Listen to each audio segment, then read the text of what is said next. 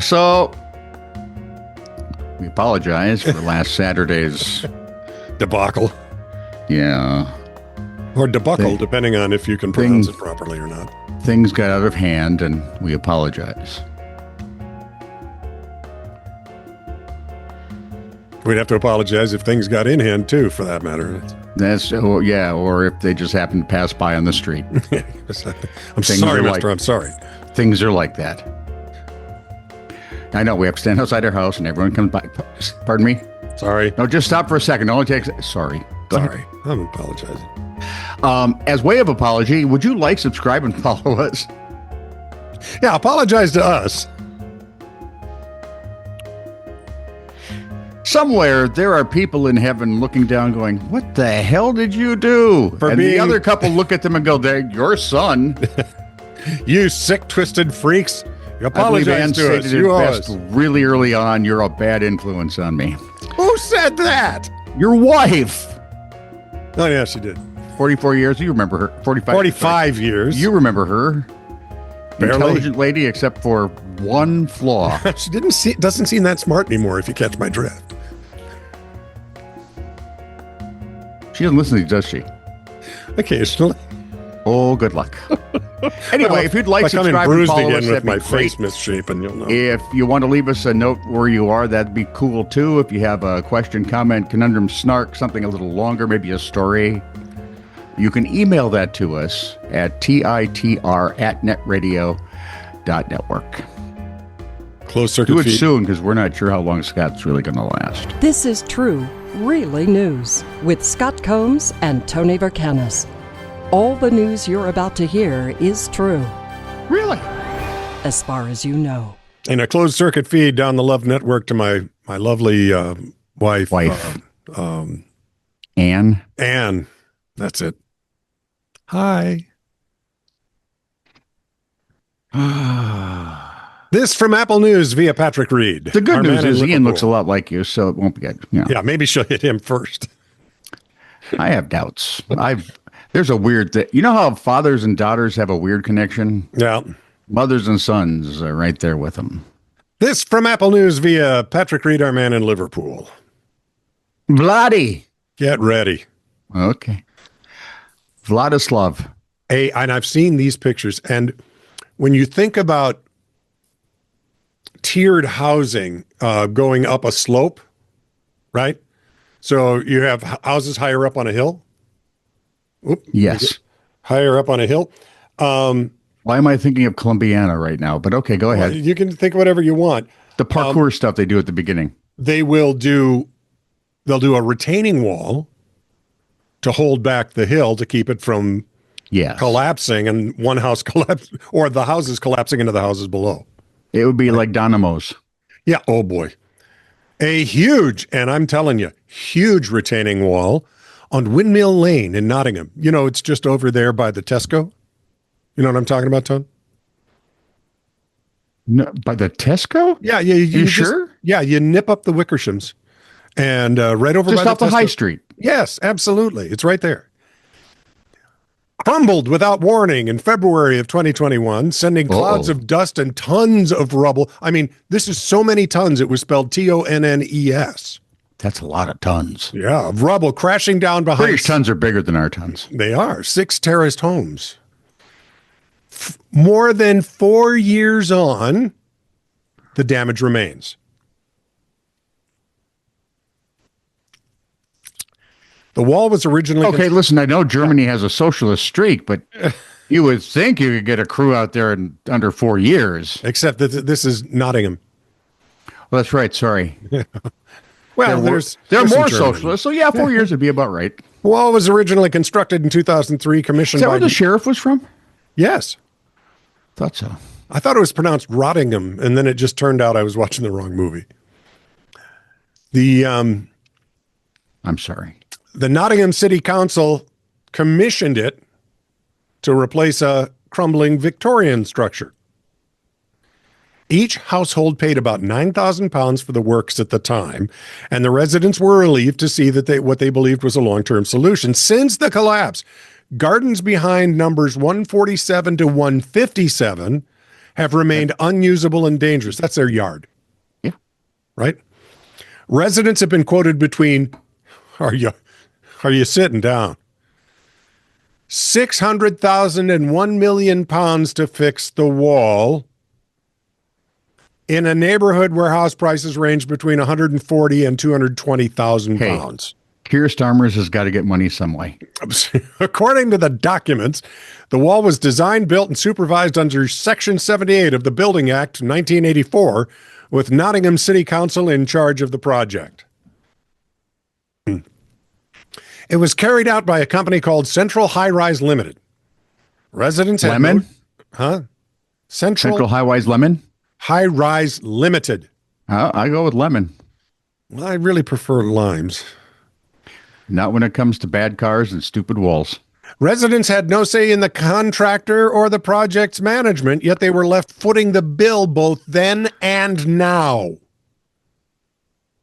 And legal time limits have expired. Nottingham City Council, while rubbing their hands together and prancing from foot to foot, and looking a lot like Mr. Burns, confirmed to the residents it would take no further action, stating in April this year that the matter is considered private and falls to the homeowners.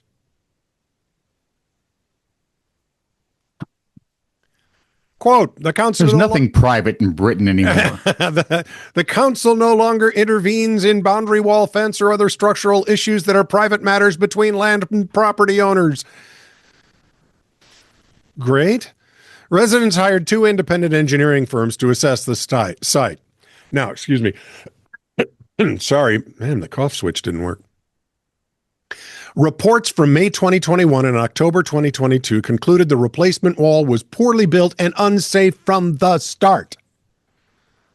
One report stated the replacement retaining wall was not fit for purpose and was a hazardous and dangerous structure from the day it was completed. It also said the wall had not been suitably designed by a qualified structural engineer and blamed both design and construction faults for its failure. Failure. According to residents, most insurance companies have refused to cover the repair costs, although around 60,000 pounds was contributed to help clear debris. Meantime, the raw hill is just waiting for the right storm. Or any good storm. Yeah. Residents have also turned to Nadia Whittam, MP for Nottingham East, who has raised the matter with the council on a number of occasions, but no breakthrough has been made. Man, I would be taking this to their version of the Supreme Court.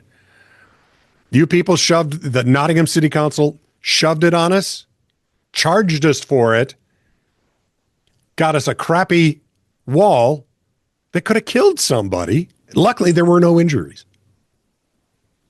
And the statute of limitations should absolutely be waived. Just put me in charge of Nottingham for 10 minutes. And it would be gone. And renamed Rottingham because he would think he's in the wrong town. I would keep out King Jan. I'm in charge of Nottingham, he said in Rottingham, and everyone laughed. Lend me your ears. And tell me if this doesn't strike you as a lifetime movie. Ew. An Alaska man was pinned face down in an icy creek by a 700-pound boulder for 3 hours. Survived only because of his quick-thinking wife and, let's just put it, luck. Wow. What did his wife do in the quick-thinking department? Kel Morris's wife held his head above the water so he wouldn't drown. We're talking 3 hours here. I'm thinking if I was in that same position, Hannah'd say, drink faster. Yeah, but it'd have to be beer for me to have a shot. Kel Morris's wife held his head above water to prevent him from drowning while waiting for the rescuers to arrive. After Morris was pinned by the boulder, which crashed into him during a hike near a remote glacier south of Anchorage. This is why just another reason why hiking is not good. Yes, it's undis good. Yes. His second stroke of luck came. Well, the first is that he had his wife with him. Yep, there you go. because I'm pretty sure having a boulder fall on you in a creek face down. She kept singing not a stroke of luck. Well, bad luck. She kept singing the song from Argent. Stop it. Hold your head up. I know. Okay, fine. His second stroke of luck came when a sled dog tourism company that operates on the glacier kept the dogs from pooping on his head? No, they overheard the 911 dispatch and offered up their helicopter to ferry rescuers into the scene because it's inaccessible even to all-terrain vehicles. Oh, wow. See, if you're going to hike somewhere by a highway. that has hot and cold running water and showers. Exactly. We call it a room. At the Holiday. Actually, if you're really going to go hiking, just walk around your yard. A couple of times. Not in Nottingham, but... Yeah, right. Once rescuers arrived, it took 7 men and inflatable airbags to get the boulder off as he drifted in and out of consciousness. The 61-year-old Morris said he realizes he is probably the luckiest man alive. Wowzers. No, the luckiest man alive won the lottery and is living on a warm island. With no boulders that are going to fall on him. And no backyard retaining wall. And he has people hike for him. Yeah. Hey, you, go out and get me some exercise. His wife, Jo Roop, is a retired Alexis? I am writing a science fiction movie. His wife, Jo Roop, is a retired Alaska state trooper. They moved to Seward. I'm amazed she didn't just put him out of his misery. Oh, well, roadkill, boom. They moved from Seward, which is, I don't know, a couple hours south of Anchorage. Yep. From Idaho last fall. When she Idaho, took a job Alaska? Idaho, the state of. Oh, okay. And we're back to Fabergé potatoes. When she took a job with the local police department there. The 61-year-old was treated for minor injuries. Wow. That's amazing. It's a Lifetime movie waiting to happen. Exactly. Could be a blockbuster big theater type movie. Well, I mean, we did it with the one guy stuck in a mountain, right? Well, and we could do that. It's a reverse scene from the Titanic, right? You must go on without me. Just once I went, okay. Yeah, fine. This from Reason.com. 3 minutes later, she was a widow. Kenneth and Mildred Bordeaux, an octogenarian couple in Lauderdale Lakes, Florida, are facing $366,000 in fines for 6 minor code violations on their duplex. The fines stem from issues like a broken window handle and cracked outlet covers, which they quickly repaired after city inspections began in March of 2024. Despite their prompt fixes, the city took over 220 days to verify the repairs, causing daily fines to pile up to an amount the couples say they can't afford. Yeah, that's how I started. I went, what? Their lawyer argues these excessive fines are illegal, and they applied for a lien reduction, but the city offered a 10% discount.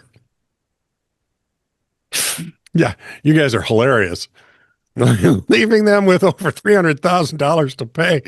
CBS News Miami found the city's inspection delays were part of a broader issue, with Lauderdale Lakes planning to increase revenue through code enforcement, affecting other property owners too. So, once again, in the wind, big freaking lawsuit. And the Lauderdale Lakes folks are not going to survive it. No. It's just not going to happen. If you're looking to buy a city cheap, just wait a bit.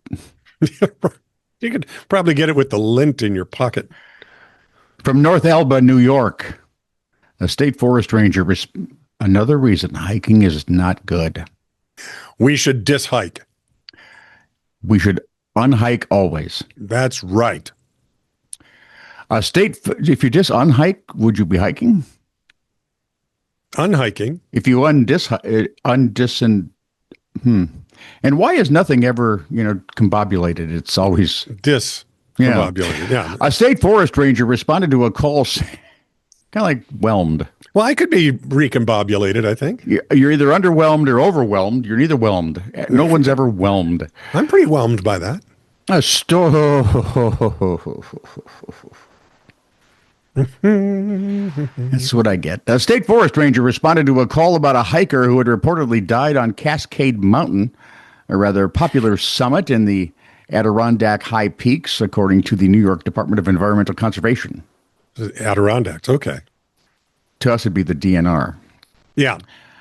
The two hikers who called 911 also told a steward on the mountain summit that they were lost. You're at the top of the mountain. How lost can you be? The steward determined the hikers were in some sort of altered mental state, according to the agency. Joy? Was it joy? Sure. Oh, and the supposedly dead person? Yeah. Wasn't. So I'm thinking these guys can wasn't even injured. A certain type of mushroom at their... Actually, they did. I didn't even know. That's good. Yeah. They'd taken some hallucinogenic mushrooms, and they oopsed. I'll say. The ranger escorted the two hikers down to an ambulance, which took them to a hospital. They brought the third to the group's campsite, where they all later met up. That's going to cost them. Oh, no, it's New York. They're going to pay for this. Shrooms. This is true, really news. Send email to TITR@netradio.network.